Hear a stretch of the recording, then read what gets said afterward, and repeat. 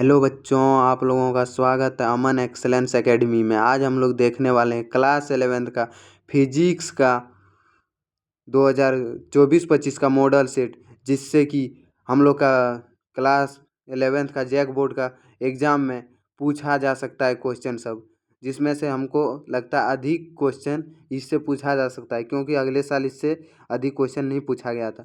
तो ये हम लोग के लिए इम्पोर्टेंट क्वेश्चन सब बन जाता है। तो हम लोग इस सबको अच्छा क्वेश्चन सबको कर लेते हैं। चलिए हम लोग पहला क्वेश्चन देखते हैं। तो पहला क्वेश्चन कह रहा है हम लोग का, निम्नलिखित में से कौन मानक मापन की मूल इकाई नहीं है। तो हम लोग का निम्नलिखित में कौन मापन की मूल इकाई नहीं है। तो हम लोग का मापन का मूल इकाई नहीं है, तो हम लोग का हो जाएगा संवेग। संवेग से हम लोग कोई चीज़ को मापते हैं तो नहीं, तो हम लोग का आ जाएगा संवेग। दूसरा नंबर क्वेश्चन है, गतिज ऊर्जा का विम सूत्र किसके समान है। तो गतिज ऊर्जा का विम सूत्र हम लोग का हो जाएगा कार्य के समान है। तो हम लोग का हो जाएगा 2 का सी, कार्य के समान गतिज ऊर्जा का विम सूत्र। एक कार 5 सेकंड में विराम अवस्था से 30 मीटर प्रति सेकंड की गति पकड़ लेती है, उसका त्वरण क्या होगा। तो हम लोग का हो जाएगा उसका त्वरण 6 मीटर प्रति सेकंड स्क्वायर। तो हम लोग का हो जाएगा 3 का डी नंबर। 4 नंबर क्वेश्चन कह रहा है, गति का समीकरण गति पर किस स्थिति में लागू होता है। तो हम लोग का हो जाएगा इसका 4 का ये, एक समान त्वरण में गति का नियम लागू होता है। 5वां नंबर क्वेश्चन है, जब किसी वस्तु पर गति की दिशा में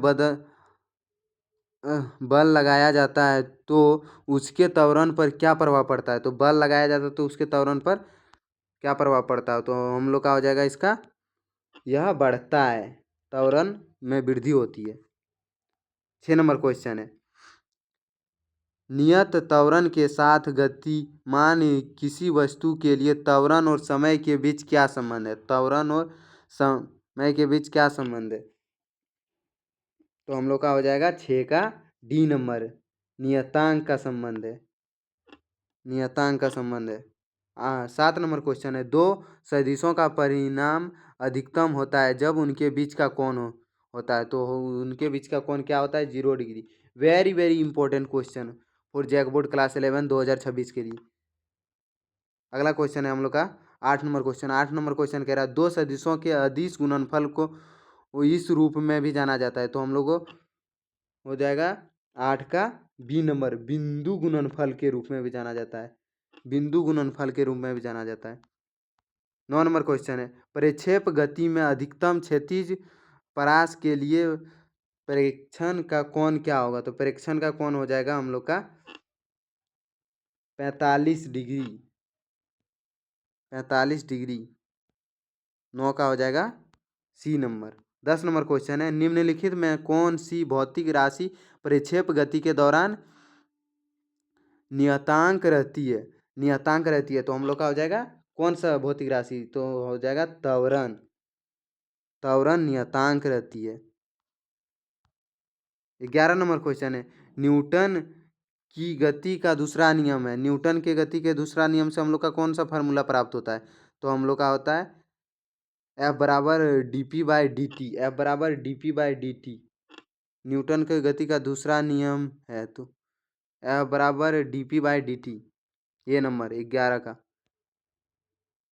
12 नंबर क्वेश्चन कह रहा है, एम द्रव्यमान की एक गेंद यू वेग से एक कठोर दीवार से टकराती है और उसी गति से पलट जाती है, दीवार द्वारा गेंद को दिया गया आवेग होगा। तो हम लोग का हो जाएगा 12 का डी,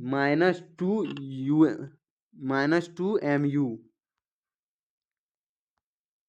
13 नंबर क्वेश्चन है,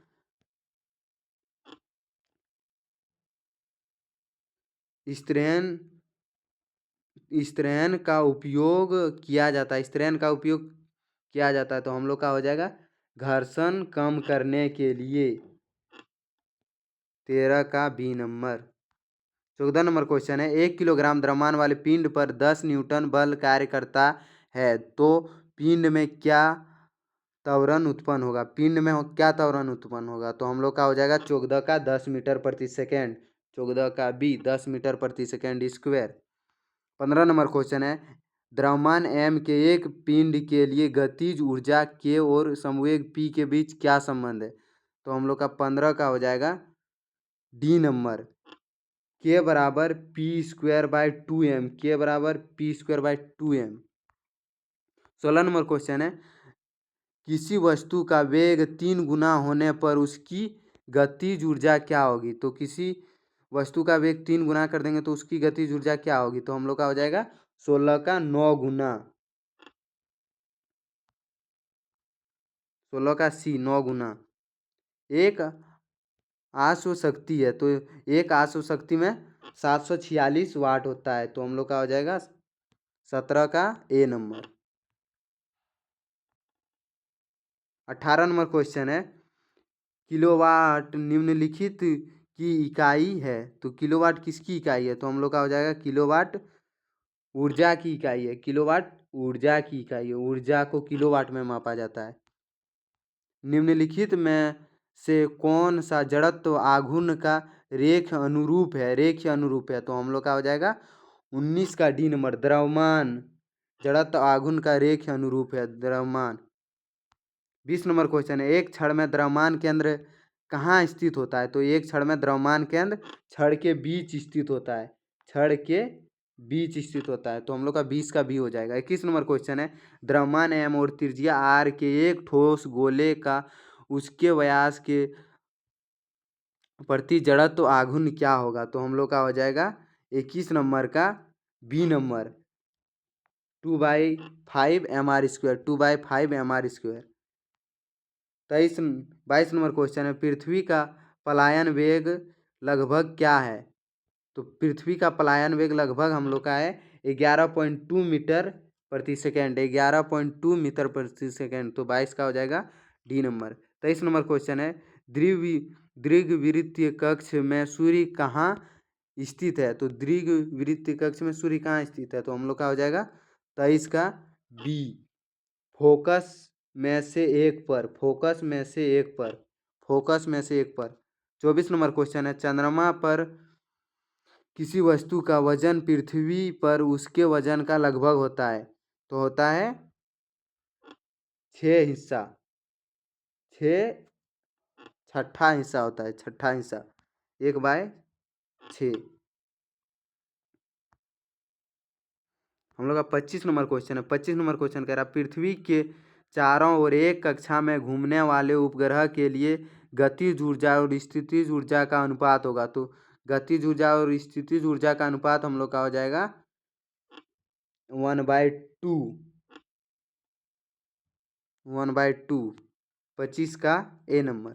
26 नंबर क्वेश्चन है, प्रति इकाई क्षेत्रफल पर प्रत्यायन बल को किस रूप में जाना जाता है? तो 26 का हम लोग का हो जाएगा सी, प्रतिबल के रूप में जाना जाता है, प्रतिबल के रूप में जाना जाता है। 26 का सी, प्रतिबल के रूप में जाना जाता है। 27 नंबर क्वेश्चन है, जिन पदार्थों को बड़े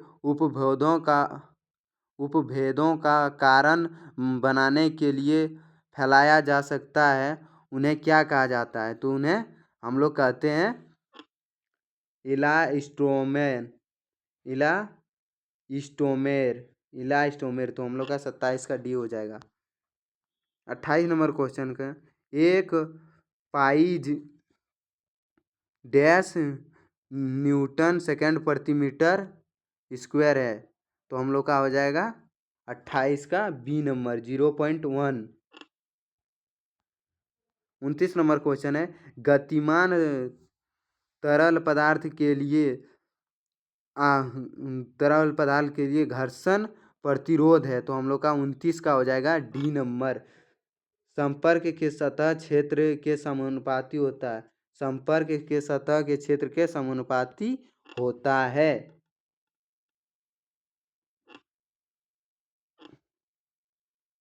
सतह संपर्क के क्षेत्र के समानुपाती होता है, हम लोग का हो जाएगा डी नंबर। 30 नंबर क्वेश्चन कह रहा, पानी की एक बूंद 2 बूंदों में टूट जाती है, तो बूंदों के किस गुण का योग एक बूंद के गुण के बराबर है? तो हम लोग का 30 का हो जाएगा डी नंबर आयतन बराबर होगा। 31 नंबर क्वेश्चन है, जब पानी को 0 डिग्री से 4 डिग्री तक गर्म किया जाता है तो पानी का आयतन होगा।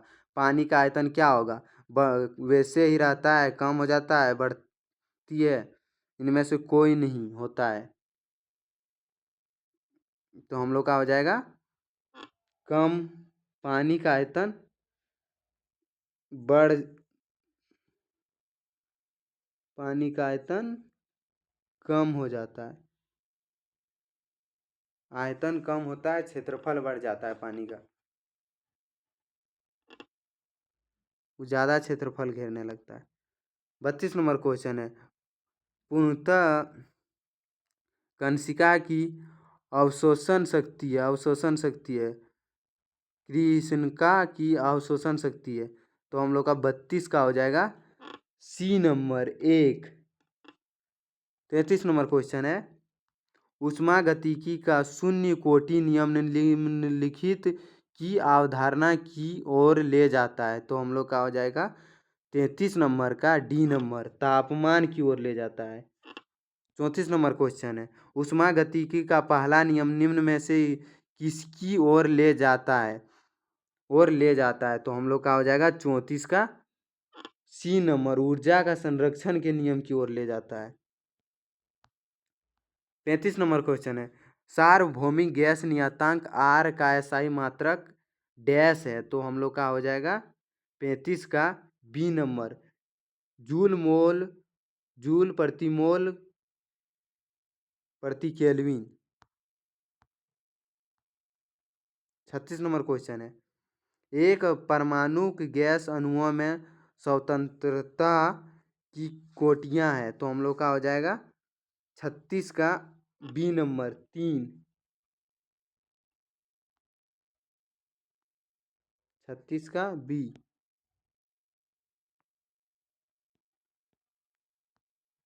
37 नंबर क्वेश्चन है, 20 सेकंड में 10 दोलन पूरा करने वाला लोलक की साम्यावधि क्या है? साम्यावधि क्या है? तो समय पूछ रहा है, तो हम लोग का हो जाएगा 37 का बी नंबर, 2 सेकंड होगा। 20 सेकंड में 10 बार पूरा करने वाला लोलक की साम्यावधि क्या है? तो 20 है तो 20/10, तो हम लोग का निकलेगा 0 से 0 कैंसिल, 2 बचेगा, तो हम लोग का आंसर 2। चलिए अगला क्वेश्चन देखते हैं। 38 नंबर क्वेश्चन, आवृत्ति का ऐसा ही मात्रक हम लोग का हो जाएगा हर्ट्ज, HZ हर्ट्ज। तो हम लोग का आवृत्ति का ऐसे मात्रक हर्ट्ज, ऑप्शन नंबर ए सही है। 39 नंबर क्वेश्चन कह रहा है, निम्नलिखित में कौन अनुप्रस्थ तरंग का उदाहरण है? अनुप्रस्थ तरंग का, तो अनुप्रस्थ तरंग का हम लोग का हो जाएगा प्रकाश तरंग को अनुप्रस्थ तरंग कहते हैं। तो ऑप्शन नंबर बी सही है। 40 नंबर क्वेश्चन है, किसी तरंग में किस कण का उसी मध्य स्थिति से अधिकतम विस्थापन क्या कहलाता है? तो क्या कहलाता है अधिकतम विस्थापन? तो हम लोग का हो जाएगा अधिकतम विस्थापन आयाम कहलाता है। आयाम, बी नंबर आंसर सही होगा, आयाम कहलाता है। सभी क्वेश्चन को अच्छा से कर लीजिएगा, आप लोगों के लिए वेरी वेरी इंपॉर्टेंट क्वेश्चन है जैक बोर्ड क्लास 11th के लिए। 100% क्वेश्चन आ भी सकता है। बहुत बार ऐसा जैक बोर्ड में हुआ है कि सेम मॉडल सेट उठा के ही पूरी दे दिया है एग्जाम पेपर में। इसीलिए आप लोग previous years question model set का करते रहिएगा और प्रीवियस ईयर्स क्वेश्चन लाते रहेंगे। सभी क्वेश्चन को करके जाइएगा तो आप लोगों का 40 में 40 सही होगा। 40 में 40 करके आइएगा, सभी क्वेश्चन को फाड़ के आइएगा। जय हिंद, जय भारत, जोहार झारखंड। फिर मिलते हैं अगले वीडियो में। Thank you for watching this video.